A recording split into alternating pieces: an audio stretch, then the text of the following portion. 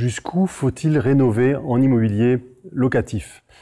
Bonjour, je suis Eric, investisseur immobilier depuis 2003 et dans cette vidéo, je vais vous parler de rénovation et du budget à y consacrer pour rester rentable.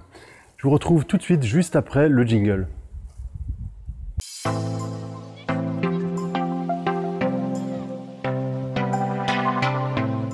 Donc aujourd'hui, je suis en Grèce, à Rhodes, la ville de Rhodes qui se trouve sur une île qui s'appelle aussi Rhodes, dans un temple antique qui a plus de 2000 ans d'âge et qui a été rénové à de maintes reprises et qui est aujourd'hui dans un état de conservation vraiment impressionnant. Je ne sais pas si vous voyez derrière moi, il y a des fresques grecques qui sont dans un état de conservation. On a l'impression qu'elles datent d'il y a quelques semaines ou quelques années seulement. Elles sont vraiment bien conservées et tout ce temple ici a été rénové plusieurs fois et la dernière fois c'était il y a une centaine d'années par les Italiens. Donc voilà, pour tout ça, pour vous parler de rénovation. Alors nous, on rénove pas des temples grecs évidemment. Heureusement, on rénove des appartements qui ont quelques dizaines, cinquantaines, centaines d'années maximum. Et la question se pose toujours de la rentabilité de ces rénovations. Jusqu'où faut-il aller pour rénover, pour avoir un appartement de qualité sans pour autant perdre son argent et perdre sa rentabilité dans les frais occasionnés? Donc, plusieurs pistes déjà à ce sujet. Donc, je pars du principe que vous faites de l'investissement immobilier, que vous louez des appartements F1, F2, F3, colocation à des étudiants, et donc que vous souhaitez obtenir le meilleur rapport qualité-budget. Donc, il y a plusieurs cas de figure.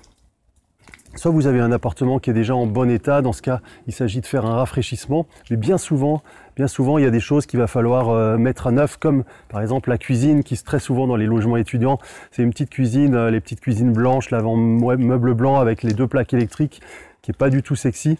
Ça, de toute façon, je vous conseille d'emblée de le rénover. Donc ça, c'est une chose, faut pas faire l'impasse dessus, surtout que ça coûte pas très cher aujourd'hui. Vous avez plein de cuisinistes ou de magasins de bricolage qui vous proposent ce type de rénovation. Vous pouvez aller les voir, vous faites votre projet, c'est gratuit, le projet est gratuit, et ensuite je vous conseille de prendre l'installation incluse et vous allez avoir une très belle cuisine qui va très bien présenter et surtout qui va attirer les locataires lorsque vous mettrez les photos. Donc ça, la cuisine, on ne fait pas l'impasse dessus, on rénove de toute façon. Deuxième chose où on ne va pas faire l'impasse, c'est tout ce qui est réglementaire et sécurité. Donc électricité et plomberie, ça, ce sont des choses importantes. Donc on va rénover et on va prendre de bons artisans pour le rénover. On ne va pas prendre l'artisan qui débute, on va prendre quelqu'un qui a de l'expérience et qui fait ça dans les règles et surtout qui donne les éléments de conformité pour être dans les règles. Donc ça, on ne va pas faire l'impasse dessus. Après, il y a des choses sur lesquelles vous pouvez prendre des budgets plus restreints. C'est par exemple pour tout ce qui est rafraîchissement, tout ce qui est peinture ou décoration. Vous n'êtes pas obligé de prendre le plus cher et je vous le conseille pas, puisque là vous risquez de dépenser beaucoup d'argent pour vraiment quelque chose qui va pas faire une grosse différence. Donc pour tout ce qui est peinture, décoration, restez sur des budgets standards et ne cherchez pas à faire du grand luxe. Ça va pas servir à grand chose. Ce que recherche le locataire, c'est un appartement propre, un appartement fonctionnel, et donc c'est pas la peine de chercher à avoir du grand luxe. Et c'est pareil pour l'ameublement. Prenez des meubles fonctionnels, pratiques, que les gens connaissent. Pas la peine d'acheter un canapé en cuir qui va absolument pas faire de différence sur le type de clientèle immobilier étudiant. Donc ça, c'est deux choses.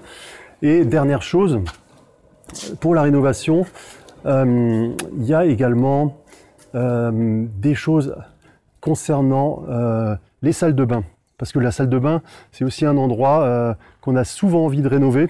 Parce que bon, quand vous achetez un appartement qui a 20 ans, 30 ans, 40 ans d'âge, les salles de bain sont un peu vieillottes et on a souvent envie de les rénover. Alors si la salle de bain est délabrée et plus fonctionnelle, bien sûr on va la rénover. Mais je vous conseille bien souvent, si on peut récupérer la salle de bain en faisant un rafraîchissement ou en la nettoyant, en rajoutant des meubles fonctionnels, je vous conseille plutôt cette option-là, parce qu'une salle de bain, ça coûte quand même assez cher à rénover.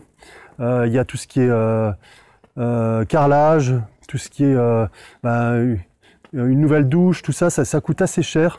Donc si vous pouvez éviter, essayez d'éviter. Je sais que dans certains cas, c'est obligatoire, mais ça fait quand même une grande différence. Sur un appartement en colocation, ça va être plus simple de rénover la salle de bain parce que le prix va être amorti sur plusieurs locataires. Mais quand il s'agit d'un studio, si vous pouvez récupérer l'existant pour en faire quelque chose de sympa, ben, partez plutôt sur cette option-là. Ça sera pour l'investisseur quand même plus intéressant. Et ça reste quand même attractif pour le locataire si vous avez une salle de bain qui est rafraîchie, mais où vous n'avez pas mis 5 000, 6 000, 7 000, 8 000 euros dedans. Voilà, donc c'était mes quelques conseils de rénovation du jour. Et puis moi, je vais continuer ma visite du lieu. Magnifique château ici, à Rhodes, qui est dans un état stupéfiant. Là, je viens de passer dans les jardins.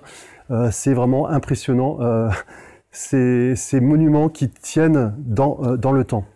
Voilà, si vous ne l'avez pas encore fait, je vous invite à télécharger le guide gratuit qui vous permettra de vous aider dans vos investissements. Vous pouvez le télécharger en cliquant soit sur le petit i qui se trouve ici ou à l'autre côté sur la vidéo, ou sur le lien qui se trouve en bas de la vidéo. Et bien sûr, je vous invite à vous abonner à la chaîne YouTube si vous ne l'avez pas déjà fait. Je vous dis à très bientôt et bonne semaine à vous. Ciao!